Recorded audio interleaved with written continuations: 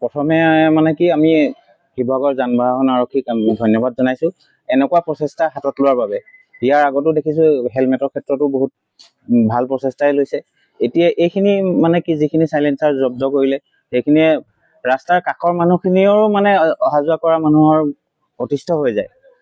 গতিকে এনেকুৱা পদক্ষেপ লোৱাৰ কাৰণে আমি তেওঁলোকক ধন্যবাদ জনাইছোঁ আৰু ভৱিষ্যতেও যাতে এনেকুৱা ধৰণৰ পদক্ষেপ লৈ থাকে তাৰ বাবে তেওঁলোকক অনুৰোধ জনাইছোঁ।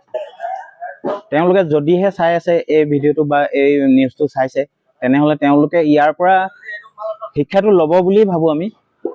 যিসকল অতিষ্ঠ হৈ গৈছে সেইসকলেও ভাল পাব আৰু আমাৰ সাধাৰণ ৰাইজখিনি যথেষ্ট উপকৃত হ'ব।